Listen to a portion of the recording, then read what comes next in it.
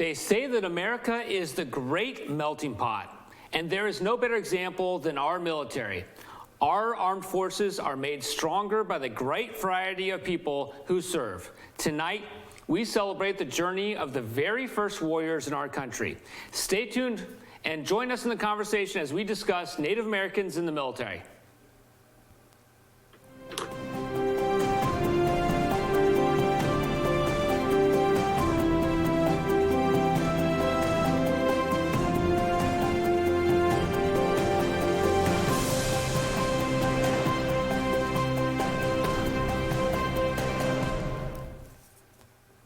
Thanks for tuning in to Veterans Voices. I'm Nathan Johnson, your host. Tonight, our conversation will explore the experiences and contributions of Native Americans in the military.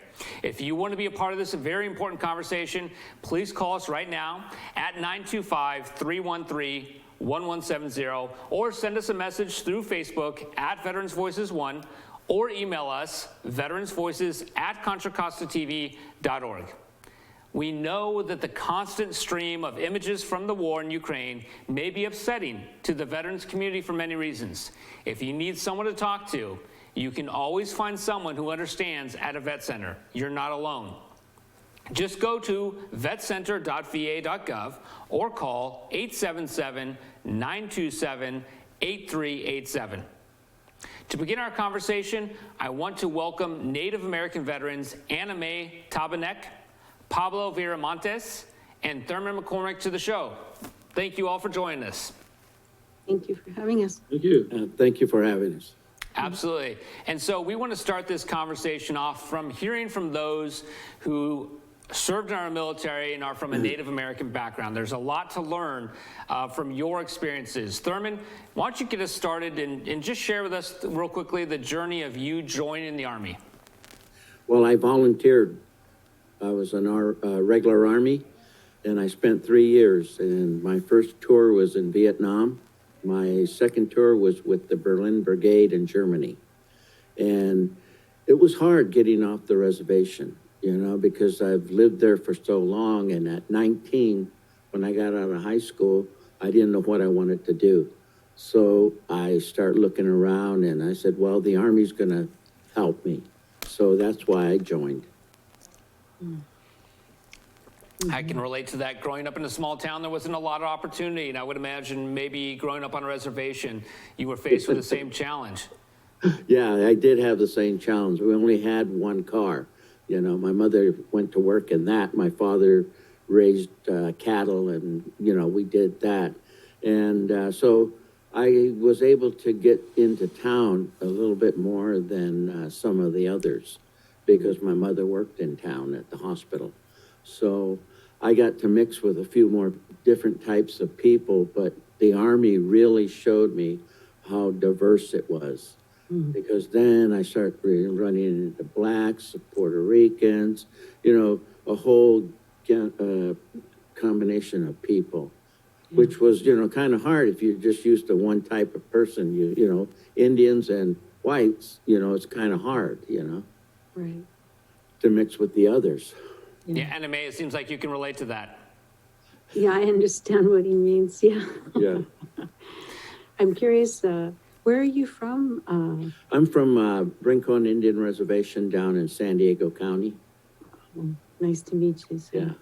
Yeah. Nice to meet you too.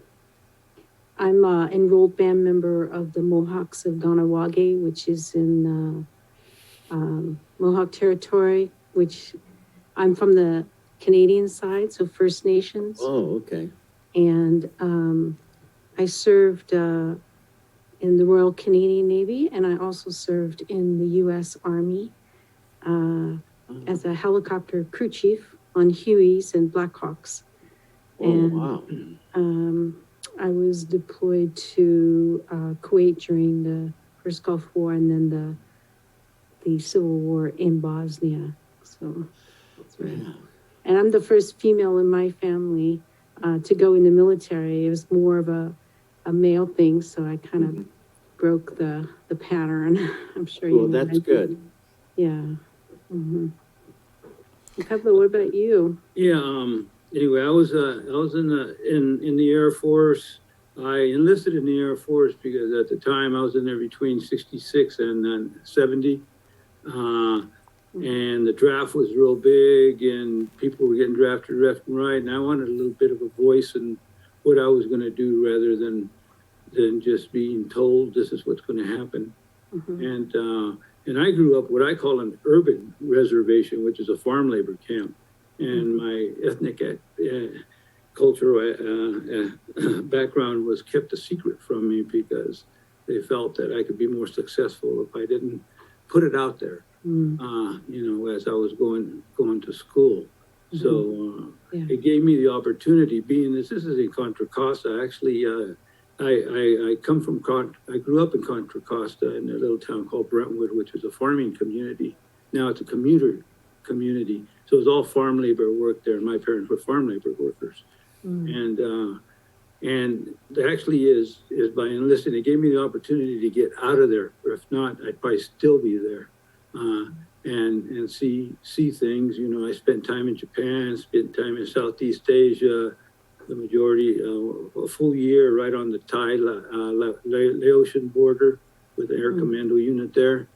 So it was a very secret base, and all the planes were not marked or so.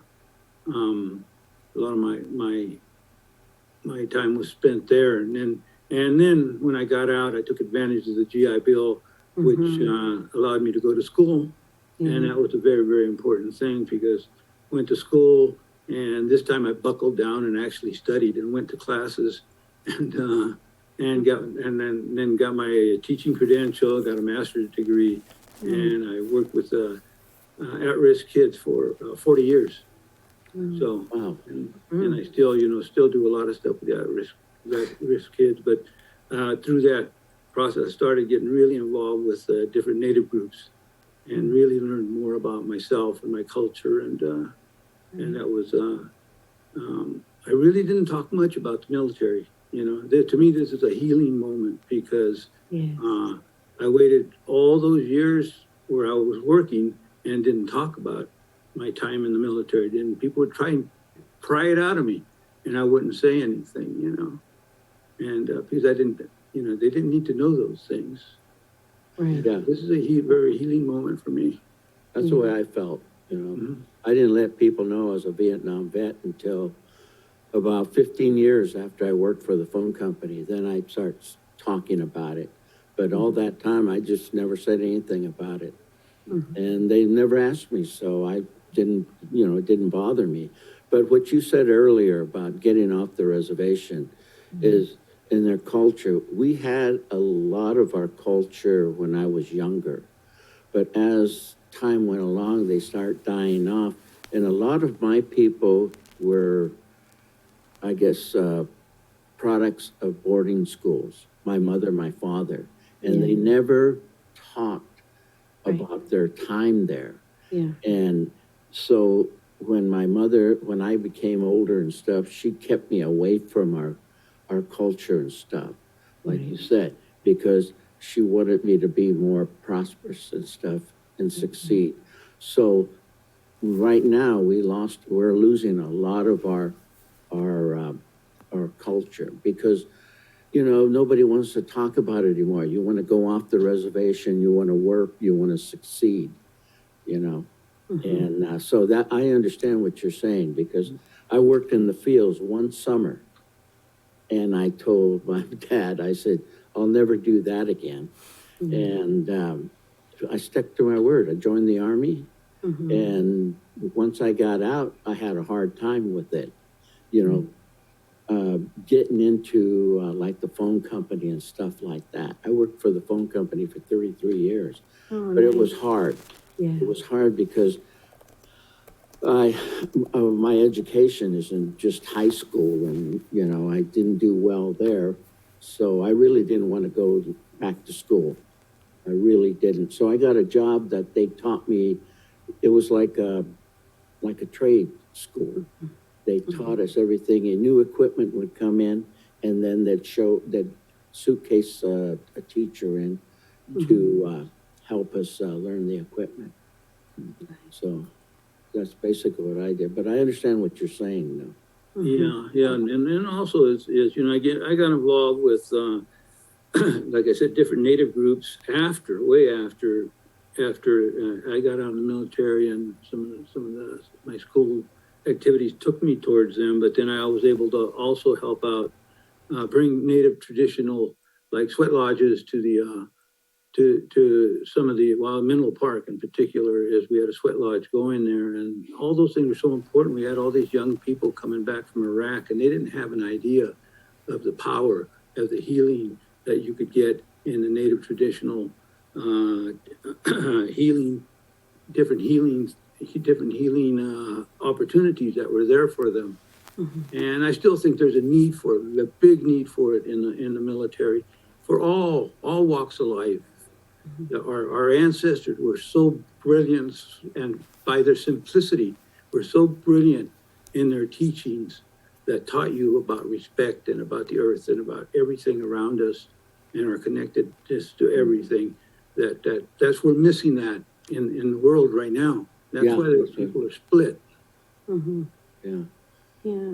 So on my side, you know, on the Canadian side, the First Nations, my grandmom was part of the residential schools system, and so that's the counterpart, you know, to the American side with the boarding schools, and so we had the same experiences, you know, that our families were torn apart and then placed into these schools, and then not allowed to speak our language, not allowed to practice our cultural and traditional ways. And in fact, there was a time at our reserve where if there were 3 natives, you had to have either a priest or a police officer present. You couldn't gather without supervision. So a lot of things went under, you know, still happening, but in the longhouse way, in traditional ways, but not so public, right? And so some things have been preserved, but definitely coming back, I've been living in the United States, and so coming back, it felt very isolating. I really wanted to go home. I wanted to go back to the land. But I was very fortunate that I was able to connect with the American Indian community here, and became quite involved with the Santa Clara County Indian Center and their programs. And then I know what you're talking about, Pablo, over at the VA Menlo Park, when they used to have the sweat lodge and everything there. And of course, there still is the cultural center, but we don't have the same amount of services that we used to have for natives. And that's certainly something that, what's been nice is I work at a vet center, and the Peninsula Vet Center, and with the Santa Clara County American Indian Center, we've collaborated so that we can work together and provide healing ceremonies for our veterans. And that's been a very important aspect. Even though I was helping to organize it, it ended up being very healing for me too. As we brought in some medicine men and we went through ceremony, and it, you know, really helped me a lot.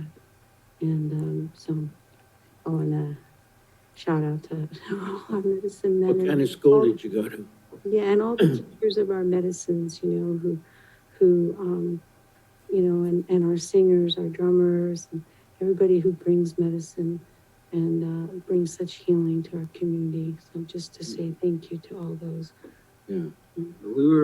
I've been fortunate to work with Annamae and at the on different occasions. We haven't had it the last 2 years because of COVID, but we had them in person, where we would have a ceremony and bring in the medicine people from South Dakota, Arizona, and they would do a ceremony called Wiping of the Tears, and also Uwipi ceremonies for Native veterans and their families. And in particular, as we had a flag ceremony for people who had lost somebody in the military, had lost somebody in the war or any incident that might have happened in the military. We offered flags to the families, and it was a healing, not only for us, but for the families. Yes. And those that are in the spirit world still watching over us, and still teaching us. Yes. Wow. What a remarkable opportunity this has been to listen to all of you share about your experiences growing up, serving in the military, and even the work that you've done since serving in the military. And we've had some questions from our audience that I've just been careful to not interrupt this very important conversation. And so we'll come back to these questions. Maybe we'll address them in the third segment or in the next segment. But thank you, Therman, Annamae, and Pablo. We'll have you back on for our last segment of the show. But before then, when we come back, we will continue our conversation. First, we want to take a moment to honor the service of Veterans Voices correspondent Stephen Burchick in this month's Shadowbox segment. Tonight's Shadowbox comes from Stephen Burchick, a local Vietnam veteran who served as a sergeant with the 1st Infantry Division.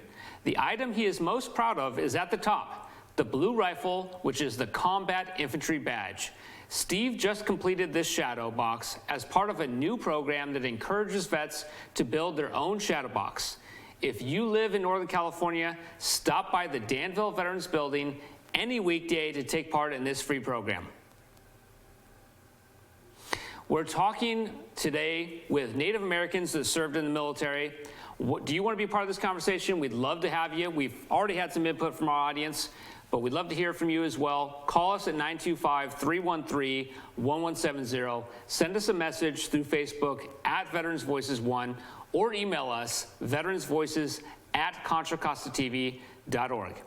Now I want to welcome to our panel Don Napier, the State Commander for Veterans of Foreign Wars, Terry Bentley of the Office of Tribal Government Relations and Advocate for Underrepresented Veterans, Liz Perez. Welcome and thank you for joining us.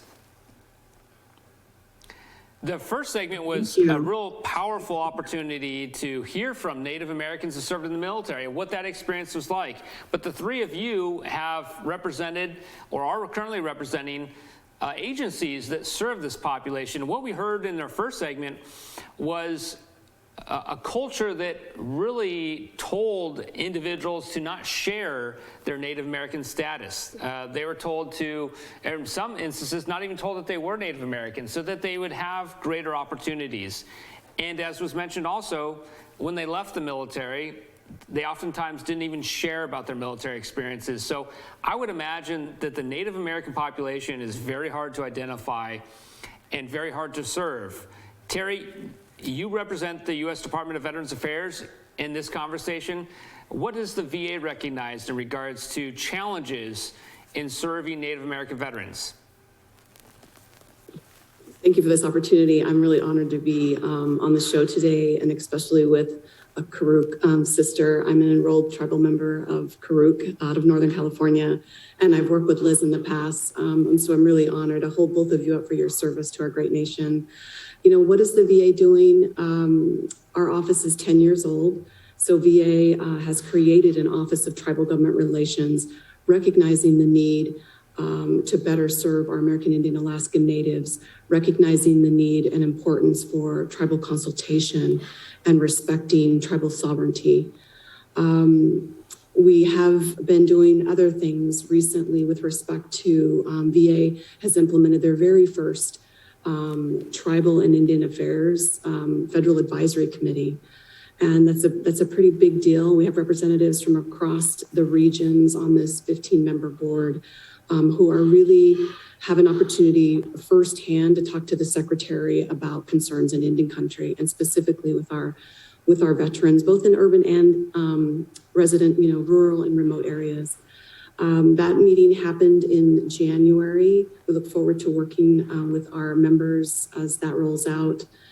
The other thing I think that's really been more significant than ever is outreach in Indian country. Pre-COVID, we did a lot of what I would call veteran summits and claims events, where we went to host tribes who would And we would bring subject matter experts together from all of the 3 branches within VA to help veterans and their family members get connected to their services and benefits. And again, partnering like with the state, our state departments of Veterans Affairs, our veteran service organizations like Dusty, our community partners. You know, it takes a village. We know this as Native people, that it takes a village to help our veterans and family members. And as was said in the earlier segment, you know, there's a lot of historical trauma that's happened to our people that prevents our people from receiving the benefits and services they so richly deserve.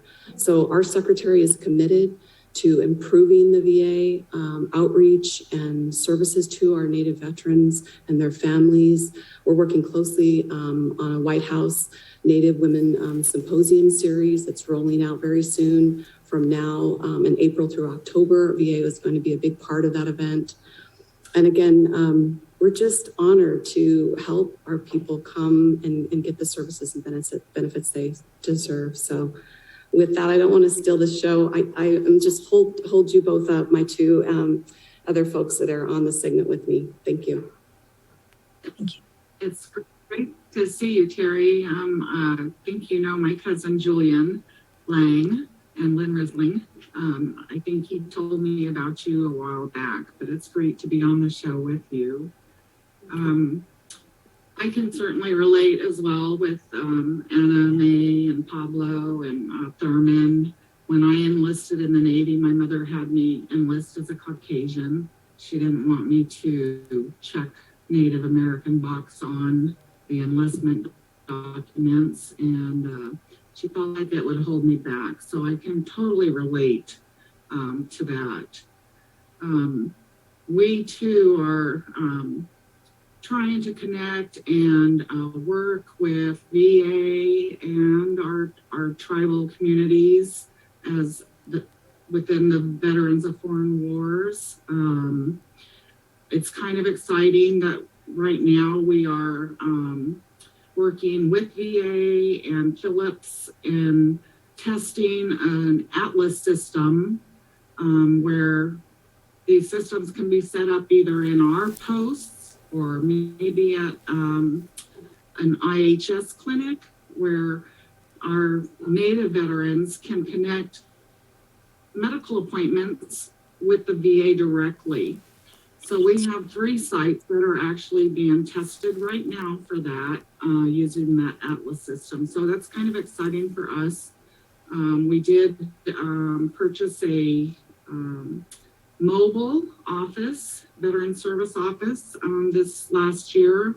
So depending on how all of that goes with the Atlas system, we hope we can get that in our mobile service vehicle so that we can get out on the road and provide those services as well. So it's pretty exciting, the changes that are coming about. I know last year the MOU was updated after tribal consultation and stuff on how to best improve the well-being of American Natives and Alaska Natives. So we're moving along. It seems like the process has been long, but we're starting to see movement and improvement. That's great. And I would imagine these 2 organizations work a lot together. And Liz, you represent somewhat of the community's perspective of advocating for Native American veterans. Tell us a little bit about the work that you are doing and the collaboration with organizations like the VFW and the VA. Well, first, I just want to thank you for having me, and I apologize about the background. I'm actually on the road right now, but it was just really important that I definitely chime in and join the conversation.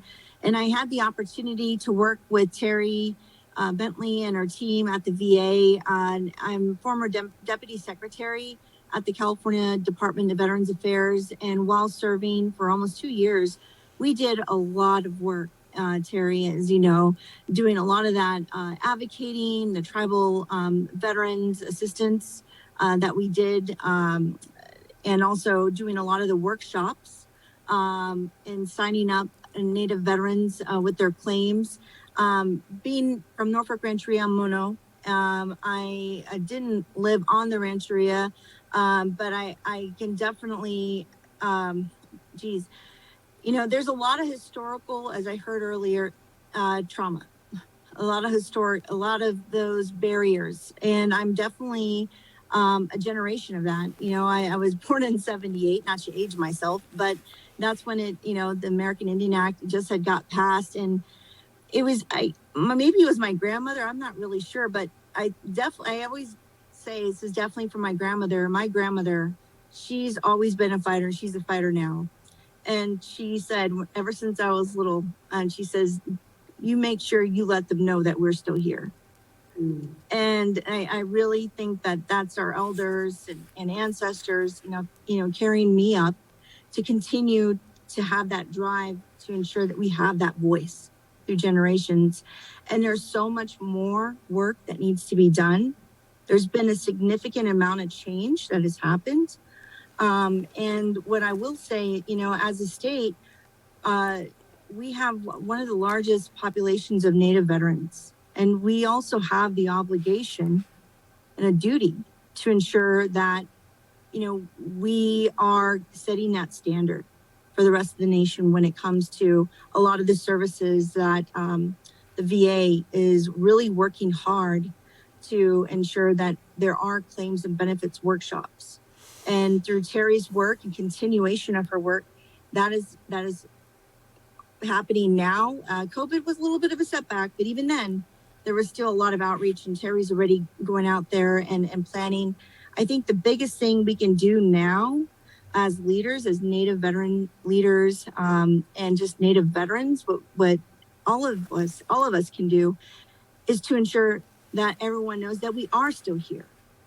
And we do need these benefits and services. And I believe the Indian Health Services can play a large, good part of that role to deliver that. Because, right when I had transitioned from the military, I am a combat veteran. I remember when I was younger, I thought I was invincible back then, but now things hurt even when you get out. But the first place I went to visit was the Indian Health Center, the Indian Health Services. And I was, and this is a true story. And this is back in 2006, 2007. I didn't even know I was a veteran. I went there. In my mind, a veteran was a male, and a male that served in Vietnam. And it was because there was a Navy reserve nurse that was there. He was shaking his head. He's like, how do you not know you're a veteran? It didn't click at that time. But now, fast forward, and all of the work, that we're doing now, and even when I say work I'm doing now, I'm not working for the state anymore, but a lot of my advocacy is different. My advocacy now is volunteering, ensuring that we still have these workshops and helping out Terry in that regard. But I'm a business owner. I've had my business for about 12 years. And what I focus on is more workforce development in the clean energy sector, and taking a look at how we can contribute to a lot of California's initiatives on combating climate change, wildfires, and the clean energy movement that is happening here today. Liz and Dusty, I think you bring up an excellent point about, and I've come across this so much in my work with the VA. This June, it'll be 36 years of VA federal service. And as I stated, I'm not a veteran. I come from a long line of veterans in my family. But in particular, one thing I've noticed with our female veterans is they do not identify as a veteran. And so often, in the work that I do, and also working within the 3 branches of VA, I'll say, maybe you need to rephrase that question. Have you ever served in the military? And then I think then they seem to be more comfortable. And I hope that we can break down that stigmatism, that barrier, because Native women serve 7 times greater than other ethnicities. Our male Native veterans serve 5 times greater than other ethnicities per capita. And so we really need to, as you said, Liz, and as a veteran yourself, break down these barriers and continue to advocate for our tribal people. There's a new initiative VA is also working on. It's called the Tribal Representative Expansion Project. And basically what that does is VA's Office of General Counsel is using their authority to accredit and certify an individual on behalf of a tribal government or tribal organization. You would still receive training, and then Office of General Counsel would really work with that individual and tribe to help them be able to represent veterans to receive, their adjudication. And so I think it's a great step, especially in the state of California, where we have so much rurality. But we also have individuals that do want to advocate for veterans and their family members. So that's just a new initiative that's out there. We're wrapping up consultation, but Office of General Counsel is very interested in moving that forward. So if any tribes are listening, maybe interested in pursuing that, please reach out to me in particular, terry.bentley@va.gov, and I'm happy to help make those connections. One thing I'd like to say too, oh, sorry if I interrupted anybody. But what I wanted to say too, and Terry, and I'm sure you can agree to this, is how we can get involved is to not only serve within our tribes, tribal leadership, and our communities, but also serve within state, within federal government, to ensure that we are in these positions, to ensure that we are taken care of, that the next generation of Native American veterans are taken care of. Because time and time again, I've been in several meetings, and there's just not, unfortunately, enough representation. I'm not sure why. Even whether it's appointments, local elected office, I will encourage, especially here in California, and I will say it, our state assembly, our first California state assembly was just elected in 2018. And at State Assemblyman Ramos, I would encourage a lot of us to run for office, run for local office, and also get involved and apply for these appointments. There absolutely needs to be more representation there. I know when I was serving, it was said in 2018, out of 1,000 appointees at the time, and I'm not sure if this is documented, but it was just something that was said on California Native American Day, that I was one of 2 Native Americans that were governor appointed. And that's pretty significant. Somebody said, oh, wow, it's so great. I'm like thinking, thank you, but it's kind of not that great.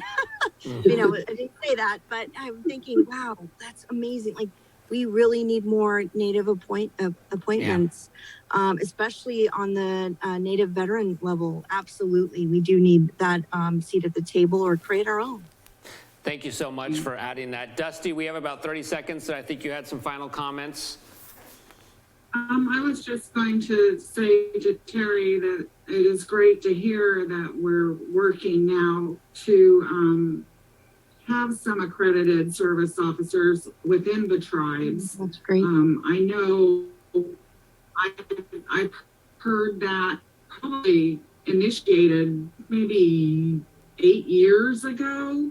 So it's good to hear that it's finally getting off the ground, because VFW, that's what we do. We provide claims service, and it's hard to break into the Native American community because we're kind of looked at like we're government service, which most Native Americans, want to shy away. They don't want to go to VA health clinics. They want to go to their own Indian health clinics.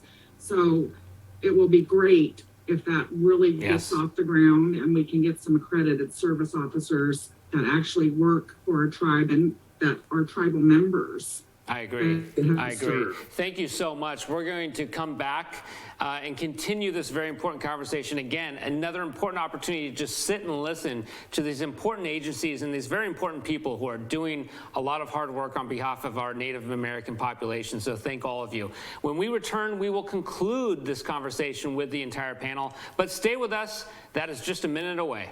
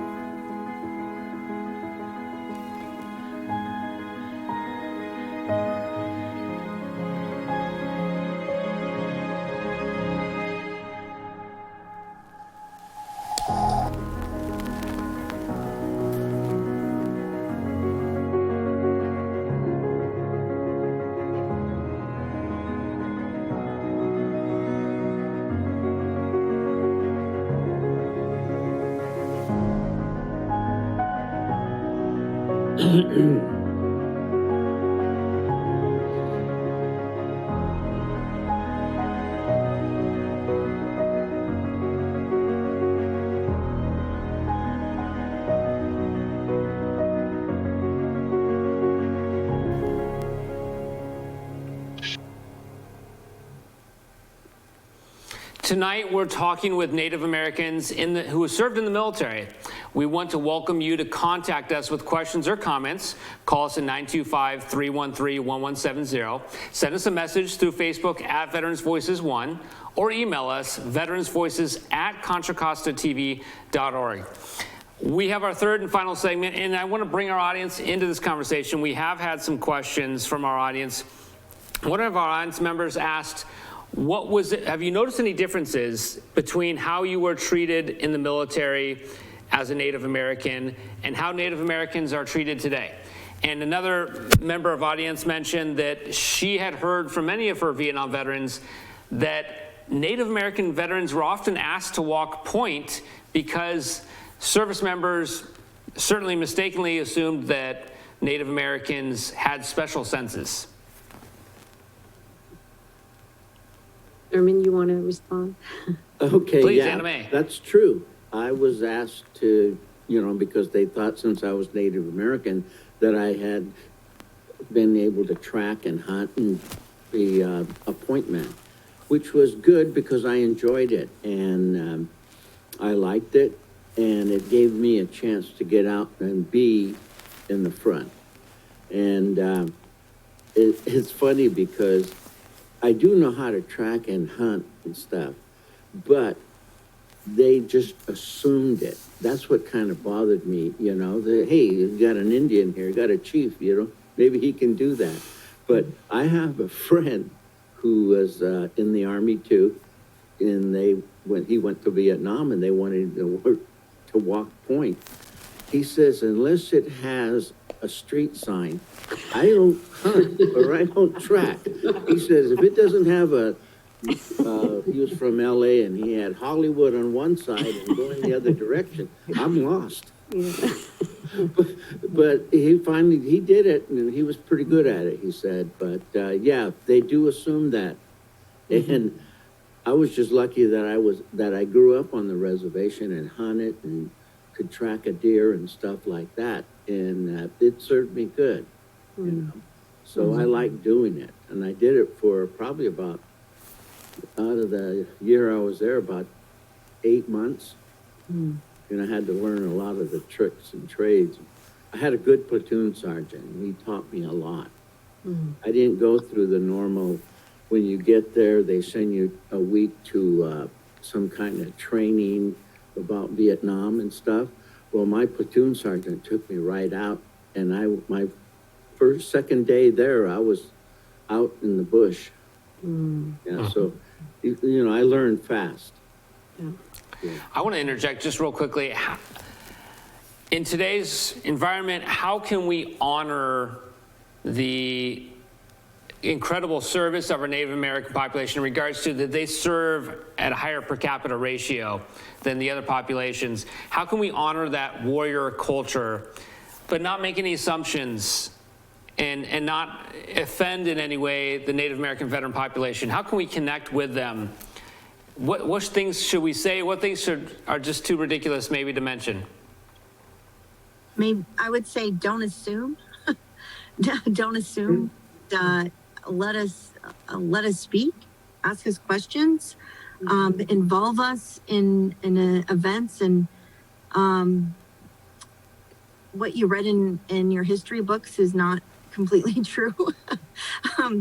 Definitely ask us those historical questions, and we all, tribal nations, as you know, are all different governments, all different history. And when I served, and I enlisted in 97, I got out in 06.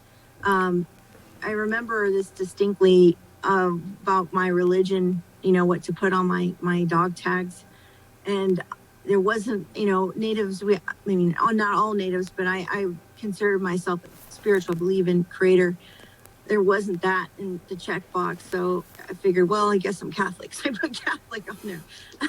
but I didn't know what else to say, you know. But I think that was kind of interesting. Even now, today, I don't think that's changed. There isn't, we don't have that right now in the military.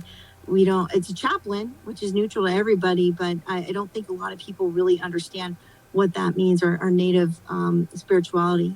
As far as, you know, if anybody's ever been to a, let me mute myself here. I am unmuted.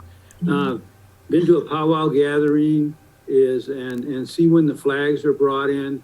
It's, and the native people bringing in the flags. And they were bringing all the services flags to represent all the services, and honor songs for them, flag songs, and there's all those different things, but it's always the Eagle staff that brings in all the people, because that's a Native American flag, is the Eagle staff. Americans know how to honor their veterans, for sure. Yeah, we take a lot of pride in that. And Yes. and so, you know, there's not enough of that. Sometimes, you know, you get all these big ball games, Super Bowls and all that stuff, and some of these things can be represented in some of those events, you know, just to let people know of the military also having Native Americans, because they're first people here. We walked on this land first. We didn't come from another country, you know. And we need to protect this country, and so people need to know that, you know, also in a good way, not in an arrogant way, you know, and it's just in a good way. We're probably the most patriotic you'll find. Like I said, because, you know, being First Nations and protecting this land, for sure. And I know that just talking outside military, you know, I believe other government agencies like FEMA and Homeland Security, they do a lot of outreach to tribes, and I think they're starting to really do more engagement.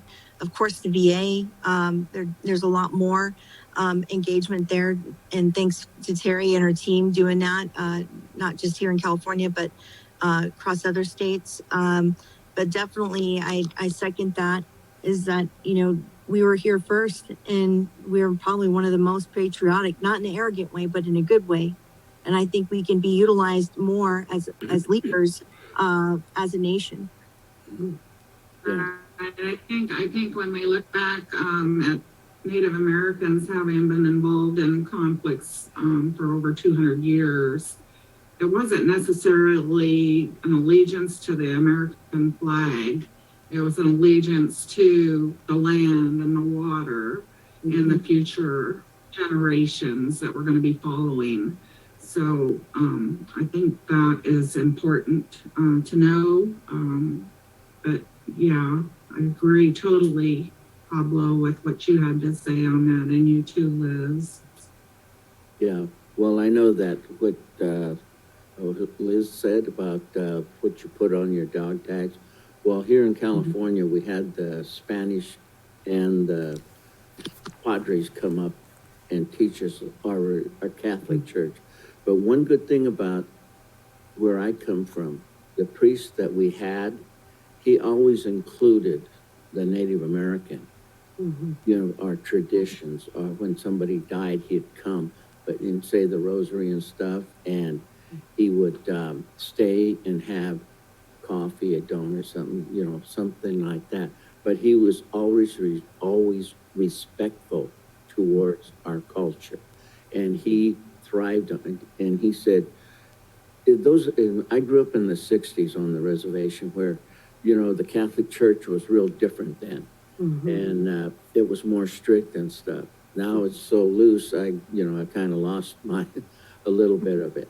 But anyway, getting back to that, I had no trouble putting down Catholic.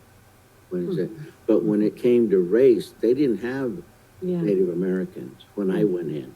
You were either black or Caucasian. Right. So I didn't sign it. I just left it blank. They tried. I said, no, I'm not black and I'm not white. So we had a little disagreement there at the beginning. But I understand what you're saying, because I do believe in my culture. I do believe in what little Indian religion I have, I believe in it a lot. So Absolutely. one of the things that's changed, like, because as you say, with the active duty side, the lack of recognition in terms of all of the different peoples who served, in terms of the records, and then of course there was some of us that didn't want things in our records, and so there's a lot, and then there's a lot of assumptions that are made as people are filling things out, and maybe they're putting something there that doesn't actually represent the person themselves.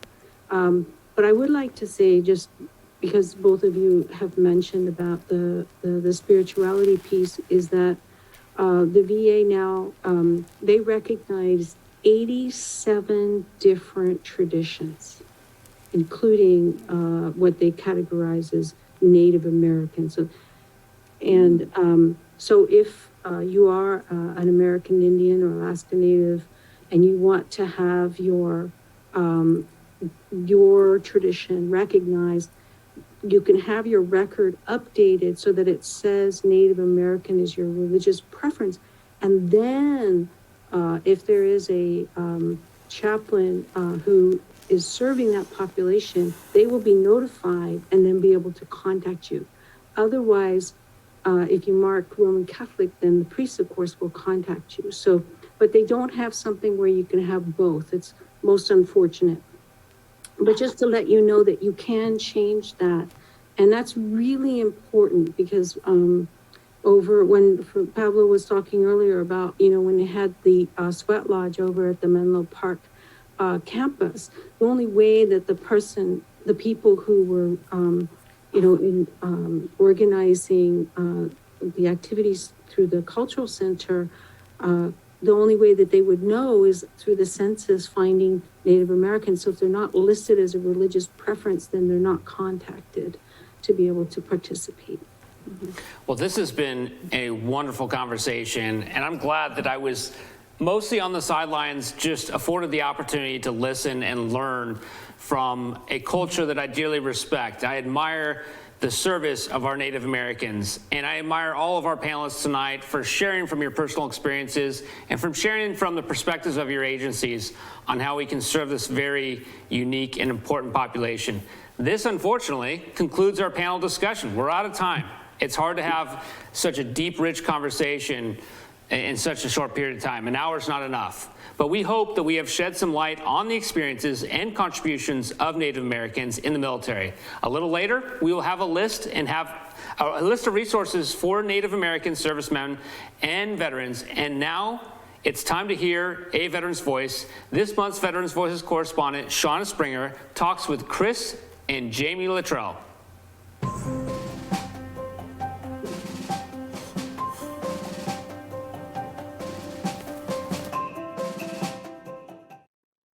I'm so pleased to bring Chris and Jamie Luttrell to the studio today for our A Veteran's Voice segment. I'm Doc Shauna Springer, and I'm going to be talking with them a little bit about their relationship and how they came to launch the Gravity podcast. Chris is a military veteran of the United States Air Force. Chris, tell us a little bit about your background.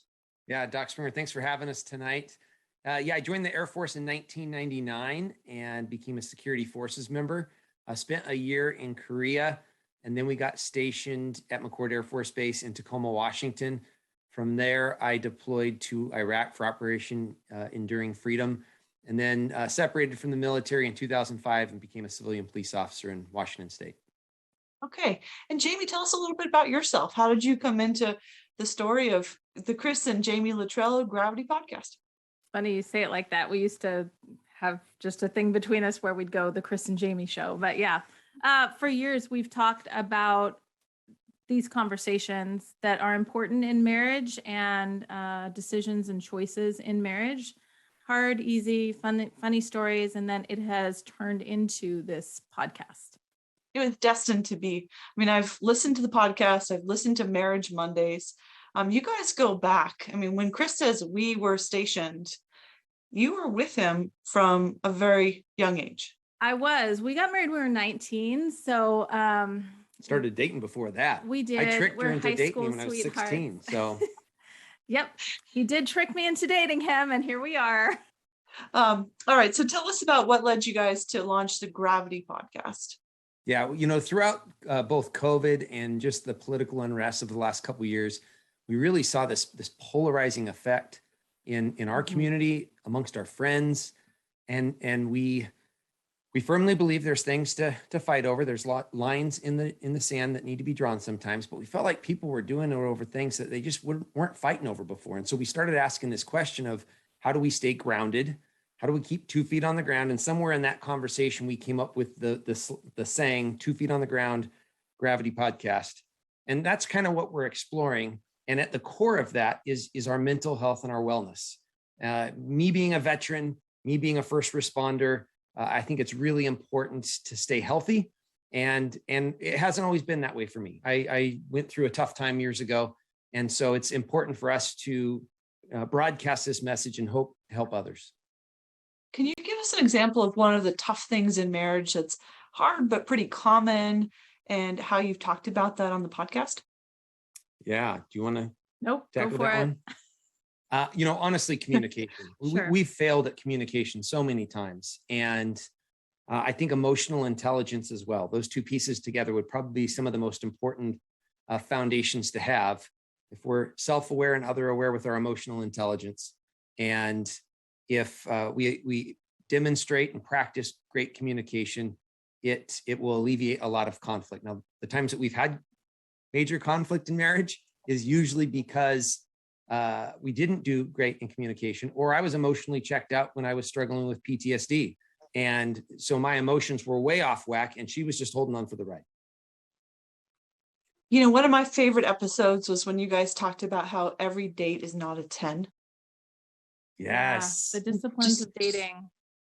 Yeah, it's just not, right? You might get some ones in there, you get some nice, 5 or 6.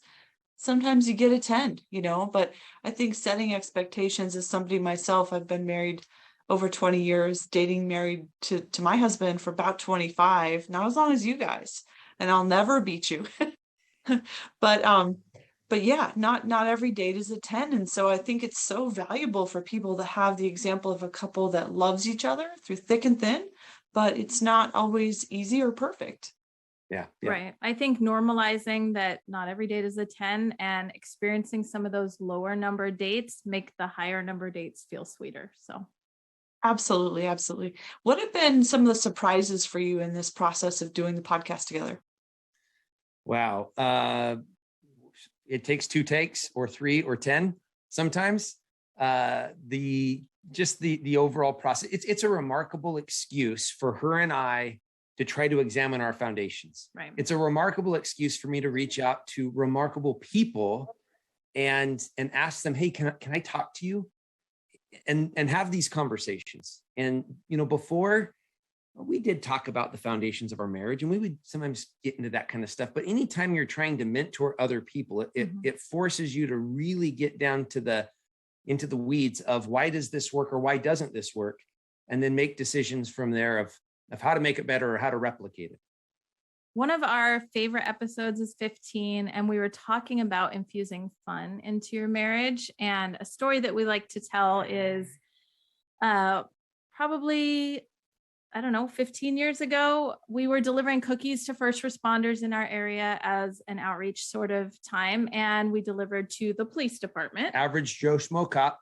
Receives the cookies, very grateful. Nice guy. And we move on to the fire department, and the under 25 crew was working. This was going to get crazy from you in a second. They might have been shirtless. In my mind, they were shirtless. They're still shirtless in my mind. Lots of muscles, lots of tanned skin. They were Mr. June, July, and August of the firefighter calendar, just to give a little background there. I've got a mental. Right. Yeah. Right. Picture. As we walk away, Jamie's like, oh my gosh, did you see them? I'm like, yeah, I saw them. Like, what are you doing? Like, why are you pointing it out? And I was merely referencing the fact that he should then become a firefighter. I don't think that's what he she was belongs doing. There. So You were putting his face on the calendar, right? Yeah. That's where you went with that? Right. Right. The fun part of the story is after that, for the last 15 years, when Jamie sees a firefighter, she takes a picture with that firefighter and sends it to me via text message. So, well, they grocery shop where I grocery shop. That's not I think my she's fault. stalking them, possibly. I don't know exactly. but it's just created Found this. the watering hole. It's been this fun story. Some of our friends jumped in on it when we left the greater Seattle area, because that's where we were living at the time. All of our friends got the plastic fire hats, and they were at our going away party, and they were asking whether they should catch the house on fire and stuff like that for Jamie. And so it's just, again, we got to laugh, right? Life is tough sometimes. Life is really tough. Marriage is really tough. Yeah. But if we can sit there and laugh at ourselves and laugh at just life happening, I think it lightens the mood a little bit. It makes it a whole lot more fun, for sure. So where can people find you? Where can people tune into the Gravity podcast? Yeah, they can find it on pretty much all the major podcast platforms, whether that's Apple or Spotify, Amazon Music, Google. You can also search for us, just search on the internet, 2 Feet on the Ground, Gravity Podcast. It is more identifiable than just typing in Gravity Podcast. There's a few other people out there that like that name, apparently. You can find us on YouTube if you want to see the video versions of the guest interviews that we do. And shoot us a message. We'd love to hear from you if you have ideas of Marriage Monday topics or other guests to interview. So much fun. I had so much fun coming on your show, and excited to see that episode come out here in the next, whenever you get it ready. So thanks for coming on, guys. 2 Feet on the Ground, Gravity Podcast started as the Chris and Jamie Luttrell show many, many years ago, and has evolved into this really great podcast that I've really been enjoying. So thank you guys for coming on. Thanks Doc for Springer. having us. Thank you for tuning in to the show tonight. We hope you enjoyed hearing about the journey of Native Americans in our military. Here are some resources that can help in that journey. The VA Office of Tribal Government Relations is a great place to start. Go to va.gov and do a search for OTGR. You can reach the CalVet Office of Minority and Underrepresented Veterans by going to calvet.ca.gov and looking for Minority Veterans in the Spotlight section. Veterans Voices is brought to you in part by contributions from the Diablo Valley Veterans Foundation, dedicated to helping veterans near you. American Legion Post 246, honoring the tradition of the American Legion in Danville. To rewatch tonight's episode, check back on our homepage later this week, or check your cable provider's schedule for rebroadcast times. You can also rewatch this episode, this fantastic episode tonight, and many others on our YouTube channel, Veterans Voices of Contra Costa. So be sure to subscribe. Our next show will air on Monday, May 9th at 7 p.m. We will be talking about veterans and social isolation. You will not want to miss it. To all of our veterans and their families, thank you for serving. To all of you who tuned in tonight, thanks for watching, and have a wonderful evening.